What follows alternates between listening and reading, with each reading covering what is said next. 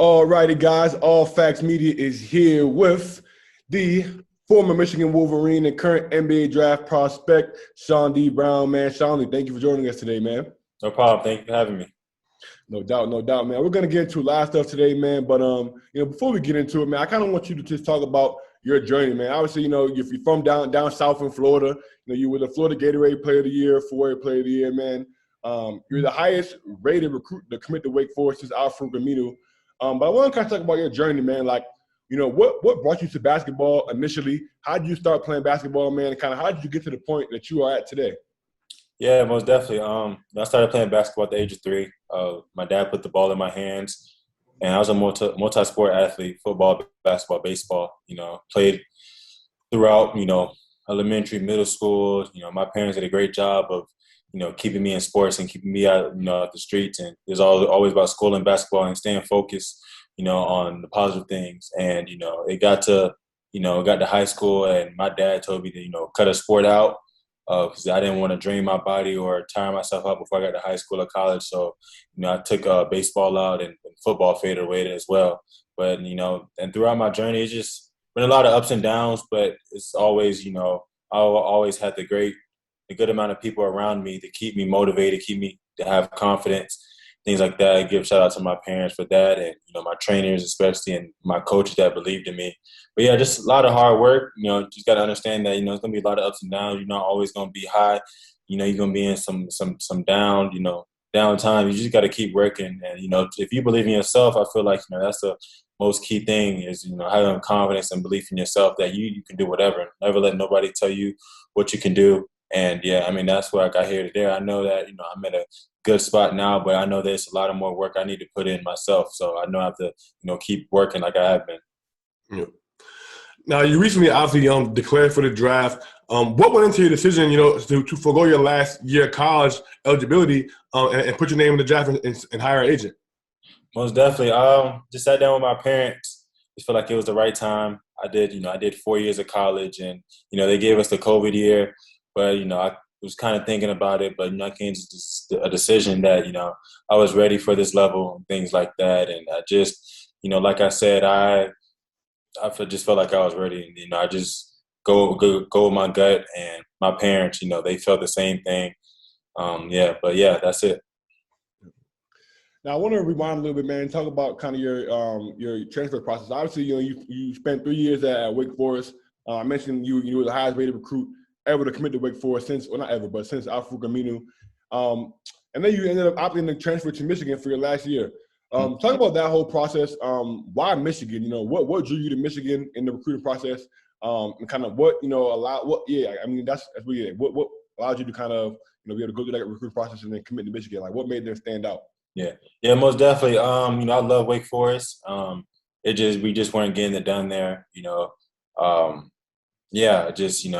weren't getting it done there. So I wanted to be on a level where I was able to play in the play in the NCAA tournament. And, Wake Forest, we weren't getting it done. We had a lot of talent. We just couldn't put it together. But, yeah, transfer, I feel like that was the best decision for me. Michigan reached out, and they just showed that they really wanted me. They applied pressure. And Michigan is a basketball school. A lot of greats went there. That's an NBA now. And, just playing for Juwan Howard, I feel like, you can't go wrong with that. He's been in college. He's been in the NBA. He knows people. And it's like, why can you turn it down? Like, they're coming at me hard, and they're acting like they really need me. So I feel like that was definitely the best fit. And I felt like, with the players I saw on the roster, I definitely felt like we could have made, a good run in the tournament, which we did. Now, you mentioned playing for Juwan Howard. What was that experience like? Obviously, when he got the job, a lot of people were critical of, it's an NBA guy coming to college. Obviously, there's been a lot of people that have tried it before and it didn't work out. For him, what was it like playing for him, and why do you think he was able to be so successful at Michigan so far? Yeah, he knows his basketball. We had a Zoom meeting thing like a couple weeks before I committed. People doubt me, but I actually know the game. When he was on the Miami Heat, as a coach, he was preparing to be a head coach, in college basketball. So a lot of people didn't know that. A lot of people just thought he was just, on the roster just because he's Juwan Howard, but he was actually preparing to be a head coach. And that, that shows to me that he was already developing and practicing. And this just wasn't new to him. He thought of this like right when he retired and things like that. And he, he had a goal, and definitely, I can't ask for nothing for my senior year. He pushed us every day in practice. He keeps it real with you. He'll tell you the truth. He doesn't, tell you just stuff that you want to hear. And and like I said, just playing for him, like it's times in practice where like, I was in the summer or in the fall, like, yo, I'm really playing for Michigan basketball for like Juwan Howard. And like I tell people, if you'd have told me this like 10 years ago, I would have been playing at Michigan for Juwan Howard, I would have said no. Like it would have been like, yo, like yeah, I feel like that would have been like too high for me. But like, yo, like when I actually committed to Michigan, I was happy. And just going on the campus, like it's just like, yo, like I'm really here. And I'm actually playing for like if Juwan Howard, who played on the Fab Five, like that's like it never hit me where I just thought that I would just be playing for him. But yeah, luckily, like I said, all my hard work paid off, and God led me to this way. Yeah. I mean, I kind of want to expand on that a little bit, man, because as black men that we are on this call, man, like I remember for us watching the Fab Five. I mean, we weren't a lot live back then, but I mean, watching all the videos and 30 for 30, man, seeing them, with the baggy shorts and the socks and the swag, like. I mean, what was that like for you, man? Like being a black man coming back to Michigan, where like you guys are now revived, man. The program was, number 1, number 2 in the country, number 3, top 5 in the country the whole year. Yeah. Juwan Howard's the coach. What was that whole experience like for you, man? It's kind of bringing Michigan back, to where it needs to be. I mean, Michigan's obviously been there. Obviously, they were in the natty title game a few years ago versus Villanova. Mm-hmm. But, I mean, that full circle moment for you, man, what was that like for you, man, playing for Juwan Howard with, kind of the Fab Five thing at Michigan? I mean, as a black man, what was that whole experience like for you? Yeah, amazing, man. Like you said, coming to Michigan, being, black is amazing. And, coming and just being yourself, I feel like that was the most key. And, a lot, I don't know if you're new in the NCAA tournament, we all wore black socks and black shoes for the Fab Five, things like that. So that basically gave tradition, back to the Fab Five and things like that. And as you know, Jalen Rose was at our Elite Eight game when we played UCLA, things like that. But yeah, just it was an amazing time. Like I'm just sitting up here, and I'm in Chicago right now, just training for the draft, and I'm already missing it, and it's just. Like I said, I can always remember that, my last year at Michigan, or my only and last year, of college basketball went really good. And like you said, we were a top 5 team, in the country basically the whole year. And, we stayed there. We had expectations. And, the thing about Michigan, like, you're going to work. They're going to get the best out of you. They're going to push you and things like that. And that's what they told me most definitely when I committed, that they're going to push me. They're going to get me uncomfortable.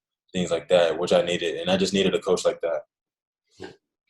Now, talk to me about you guys' season as a whole, man. Obviously, you guys started the season unranked, and then obviously worked your way into the top 25, worked your way all the way up, to I think you guys got as high as like second in the country maybe at one point in time, and then obviously was able to win the Big Ten regular season, make a run in the Big Ten tournament. Obviously, lost to Ohio State, but then obviously made a run all the way to the Elite Eight. You guys lost to UCLA. I mean, just talk about your season as a whole.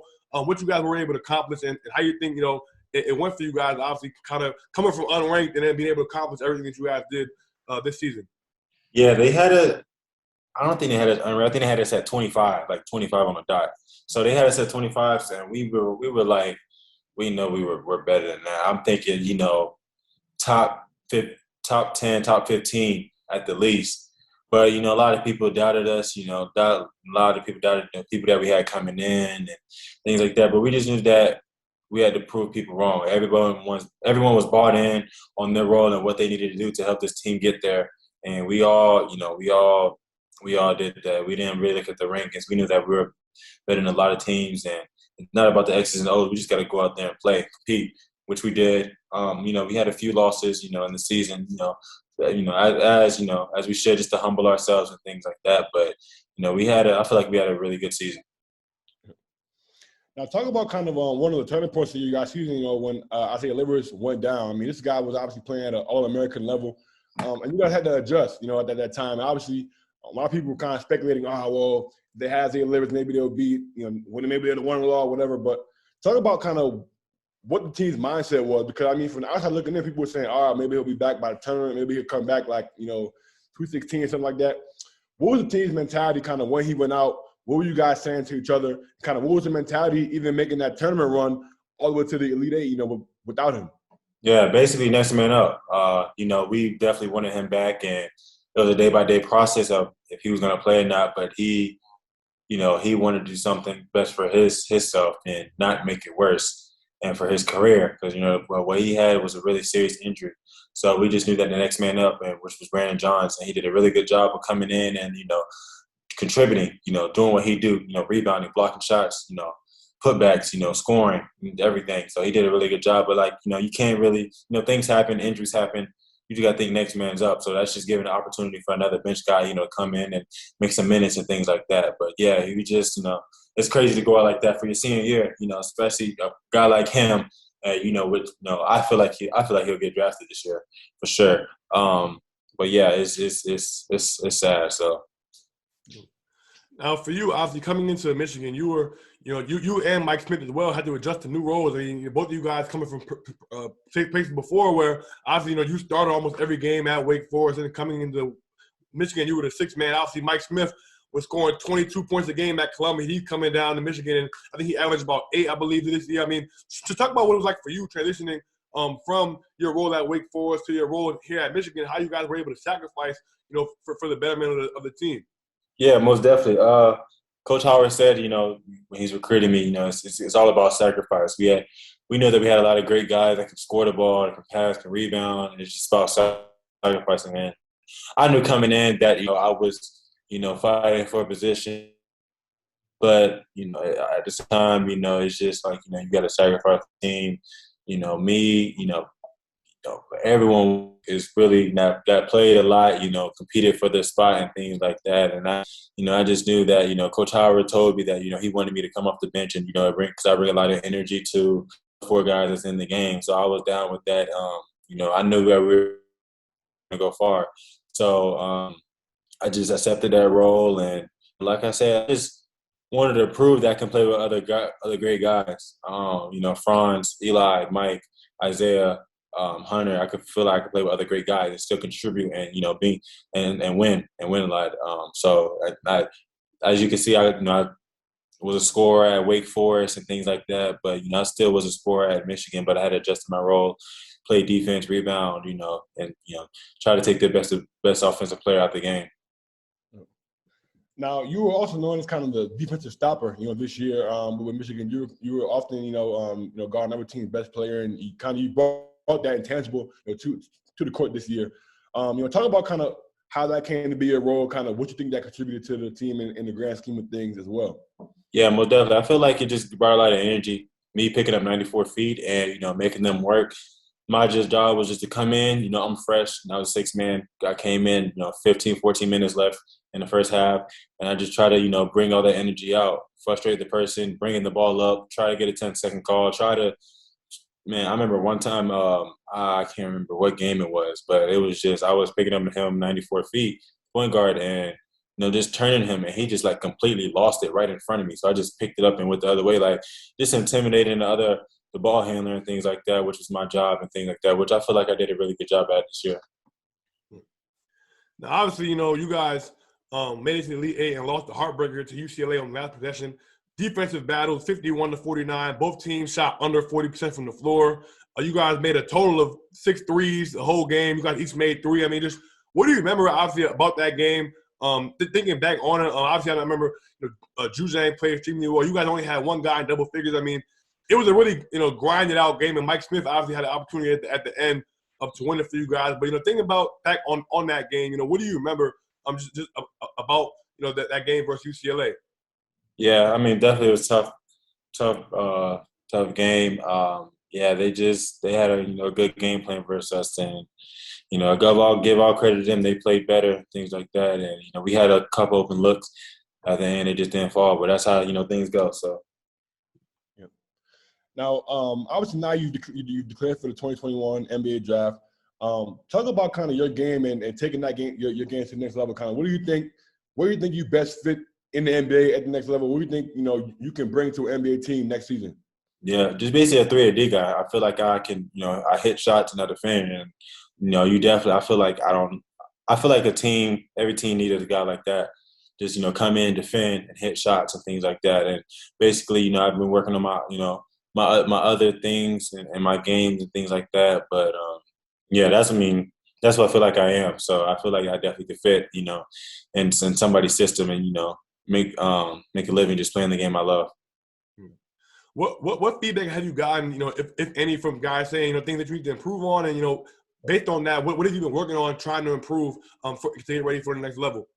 Yeah, just basically a lot of ball handling. I didn't really have to dribble like that because we had Mike and Eli. We had guards that did that, and I just had to do my specialty, which is hit open threes and defend. But yeah, just ball handling, coming up ball screens, making the right decision. Just getting that wiggle in my game. Just getting comfortable with the ball, and just be able to make the right decision. Whatever it is, offense or defense. So. Now, walk us through what the pre-draft process is like, man, because a lot of people who might listen to this interview, they might not know kind of what a normal day looks like for a guy that's preparing for the NBA draft. So for you, man, what does like a normal day look like as far as, your workouts and things like that you're doing to prepare yourself for the draft that's coming up? Yeah, well, for me, it's different because I'm still in classes, so I don't graduate till July. But yeah, I just wake up at 6 a.m. every morning, and I have a workout from 7:30 to 9. And then I go to class, and then give me a little nap in, some food, and then only on 3 days a week I would do strength and conditioning from 3 to 4 in the afternoon. So just getting my just working on my body, getting my hips more loose, working on my balance, my hamstrings stronger, my quads, getting more in shape, and things like that. But yeah, it's always on the court in the mornings, and the afternoons I be doing strength conditioning, which it's a good thing. And for being a client, the good thing is making your own schedule. So I really like that, and definitely if if I didn't have class, I definitely would have more free time.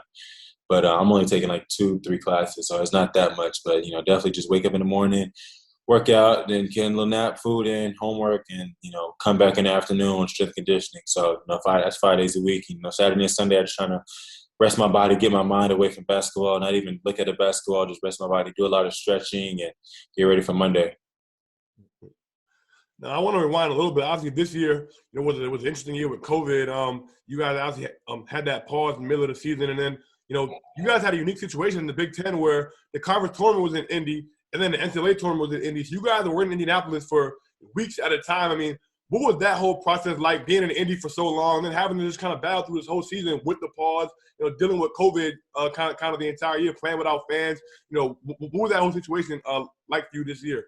Yeah, definitely frustrating. I mean, being in that bubble in Indianapolis was, kind of, we couldn't leave, so it was kind of like, we're stuck in your room all day. But it was cool because we didn't have to switch hotels. So because the Big Ten tournament was there, and then the NCAA tournament, so we didn't have to switch hotels. But yeah, it was definitely a fun time. You just have to make it fun because COVID and everything. It's hard to make the best out of it because you can't really go out nowhere. But yeah, you just got to make the best out of it. But yeah, it was definitely an interesting year. We had that pause in the middle of the season. I felt like that definitely set us back a little bit. But at the same time, we came back and won like 2-3 straight games. So, and I feel like that a lot of people thought we were going to struggle, but we didn't make excuses. We just got our legs up back under us, and just started just hooping again like we were doing in the beginning of the year. Yeah. Now, man, for the topic that I kind of really wanted to talk to you about, Chaundee, man, I respect you, man, because you said you're getting ready to graduate in July, and as Alpha, man, the saying goes, but most of all we graduate, man. We probably all stay up late, but most of all we graduate, man. And I wanted to talk to you about that, man, because for me, I mean, that was kind of the first thing that I kind of noticed about you, man, when I came across you, man. Like, there's not a lot of people who played and play basketball, man. Like, I know for me in my chapter, I'm member of the Zeta chapter, the sixth house of Alpha, and my profile actually played at Yale. But like, I don't know too many guys, man, who plays and play basketball, man. I was doing a little bit of research, and I found out, Jalen Coleman-Lands that played at DePaul and that Iowa State now is also an Alpha. But for you, man, like, talk me through that, man. Like, what made you want to become a member of the fraternity, and kind of what was that whole process like going through that, while playing basketball? Yeah, shoot. I mean, as you know, it's definitely tough. But yeah, it's just, I mean, there's days I wanted to quit, days I wanted to just walk out. But I mean, you do so much, and I just wanted to be a part of something more than basketball around the community, around the school, and I had actually two Kappas on my team, and it seemed like they were like really into it and things like that. So I definitely started searching up fraternities, and also my mom, she was pushing me, to be in a fraternity. I'm like, Mom, I'm not gonna have time for that, but but yeah, I was, line up two, me and my LB, and like it was definitely tough. But I just wanted to be part of something that just more than just the athlete. I just don't want to be seen as an athlete. I want to be part of the frat. I want to help people out and things like that. I just, like I said, I wouldn't trade it for the world. It was definitely hard. We were practicing at 6:45 in the morning. Shoot, weights in the afternoon. School during the day. So it's like, it's hard to. But the good thing with what Alpha is, the chapter dean at my school, they worked around my schedule, and they definitely that showed that they wanted me to be a part of the fraternity. And like I said, I said if I have basketball, I have basketball. I can't do certain things. You feel me? And but they worked around my schedule. They did well, and I appreciate them. So. Sure, man. So like for you, man, like obviously, now that you're finished and now that obviously you're going to the NBA draft, man, like what does it mean to you to kind of be kind of now, because so my profile Trey, his father is actually Bobby Fields, who passed away. He played for the Charlotte Hornets, but like he got drafted. He went to Southern University, was an alpha, played in the NBA. Garrett Temple is also an alpha. He's frat. And what does it mean to you to kind of now be pursuing professional basketball, have an opportunity to be, a member of the fraternity, now playing at the next level in the NBA, man? Because I know for me, I don't know what your experience was like, man, but I remember when I was going through, man, people would tell me like, yo, man, you're not gonna be able to do that and play basketball, man. Like there aren't any, you're not gonna be able to make it to the highest level and still, be out for it. I'm like, man, I'm playing professional basketball right now. Exactly. I'm fine. You know what I'm saying? Like it's not like Yeah. not a big deal, man. So for you, man, like I kind of wonder what that was like for you, man, and kind of what it means for you now to be playing basketball at the highest level and still be able to, be a part of the greatest fraternity in the world. Most definitely, and it's amazing. And I just try to go out every day and know that my brothers have my back, and try to represent them in any type of way. Brothers from every state, every city, and I just I just want them to look on TV one day and just say that that's one of my brothers, in my fraternity. And I just, like I said, I just try to make them happy.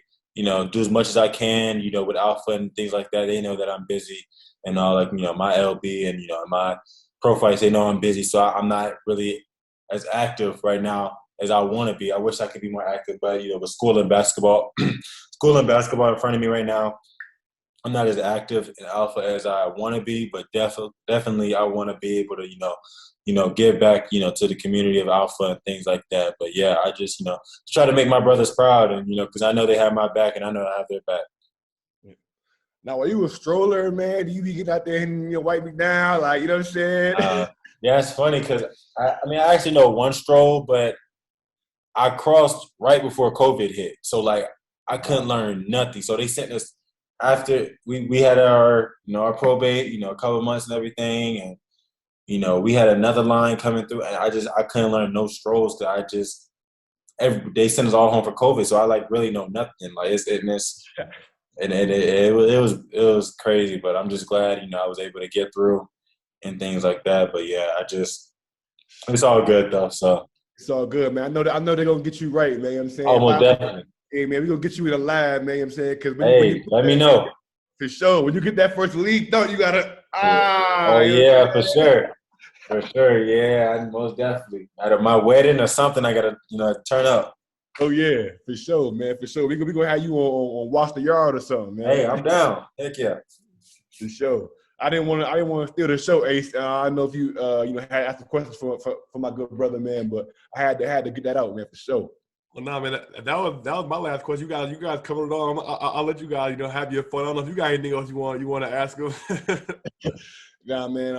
I think that covers it for me, man. Definitely, want to shout out to you, man, for obviously, coming on with us today, man. Definitely enjoyed the conversation, man. But I think for you, like I said, man, I think for a lot of people, man, who listen to this interview, man, like everybody in the world is right now talking about I think obviously the Black Lives Matter movement and social justice, man, like, if you're a college athlete right now, or if you're a high school athlete, or if you're somebody who's, wanted to pursue Greek life, man, and you have people that tell you that you can't do it or that you can't do both, man, like, don't listen to them, man. Like, you have two examples of men who have done it at the highest level, man, and who have still been able to do that, man. I can tell you, man, like, it's one of the greatest feelings in the world, man, to kind of know that you're a part of something, man. Like, when you look back at the history of Alpha, obviously, Martin Luther King and Thurgood Marshall and W.B. Du Bois, and but I mean, even beyond Alpha, you know what I'm saying? I mean, it's any D9 fraternity, man, has a tremendous amount of history, and they do great work in the community. You know what I'm saying? So, if it's something that you want to do, man, go for it. You know what I'm saying? And they'll definitely support you, man. Like, I remember even Kelly Bryant, the quarterback that was at Clemson, as an Alpha. You know what I'm saying? Yeah, he's correct. And it's like, it's crazy. You know what I'm saying? I mean, like, these are athletes at the highest level that are doing this, man. So, and it's just they're just different because you know what they've been through, and no matter like what fraternity or sorority, and I just have respect for them and things like that for just doing something that outside of your comfort zone. Just trying new things, and like I said, I grew up, I had one little brother, but I was close to him and all, but it's like I just never had like a lot of close friends or close, people to me because I wasn't, like that. I had a few friends, but not no close brothers. And I just wanted to be a part of something special and things like that. And I decided, to join, Alpha Phi Alpha Fraternity Incorporated and things like that. So, yeah, but it's definitely, I don't trade it for nothing. So, Nah, for sure, man. I was compared, man. Obviously, all three of us, play basketball, man. It's like when you're in the trenches with your brothers, like for you, man, I was like Michigan versus Ohio State, man, and you got to get a stop. And you look to your left, you look to your right, you see your brothers, like, and y'all in the trenches, man. I compare it to that. When you in the trenches with somebody like that, man, like you really build lifelong bonds, man. Like my LBs, man, like, those guys are gonna be a part of my life forever, man. Even my coach, my dean, you know what I'm saying? Like all other people, I mean, they're gonna be in my wedding, you know what I'm saying? Exactly, yeah. It's like you can't trade that for the world, man. Exactly, you can't. Like, it was just like I said, they look out too. They look out anything you need, and it's like it's all love. So definitely, because after basketball, I'm trying to be an actor. So I know a couple of alphas that I probably could connect to. I probably need to start starting soon and connecting with a couple of actors as alphas and getting out there. But yeah, I definitely trying to be an actor after basketball. So. Okay. See, that's tough, man. Hey, listen, maybe you got to connect with Amari Hardwick, man. Hey, that's what I said. I know. I think I actually know one of his line brothers. Actually, I think I still have his number. I gotta go back. But yeah, I definitely want to get on the right path with him, and I get a chance to meet him actually. So, but yeah, that'd have been nice. But yeah, well, I got time for that. Just focusing on basketball now. Whenever my career about to come to an end, then I can start. Definitely getting out there and things like that. But yeah. For sure. All right, that's what's up, man. Hey, man, we might gotta see you on TV sometime soon, man. Sure, most definitely. Nah, I mean, I know Amari, man. I see him post every year on Founders Day, man. So I mean, if you hit him up, you never know, man. He might. Hey, I'm about to follow him right now. I might just text DM him like, yo, it's like you never know, and so we'll see. Facts, man.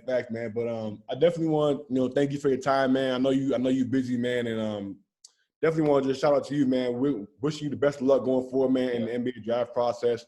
Obviously, you always got a brother in me, for life in 06. I'm gonna be rooting for you, man. But definitely, look forward to watching your career, man, at the next level, man. And hopefully we can get you back on here in a couple months, man. Once you up there in the league doing your thing, man, you hit your first 8-pound or something, man. You know what I'm saying? Hey, something, but yeah, but I appreciate you guys for having me. Like just DM me whenever you need something. I'm always on my phone, whatever. So yeah, just I'm doing good for whatever. So I do anything for my brother. So sure. Thanks a lot, man. Definitely appreciate you again, man. And like Drew said, best of luck. We're gonna be rooting for you for sure, bro. Yes, sir. Thank you. Appreciate you. No problem. Yep. All right.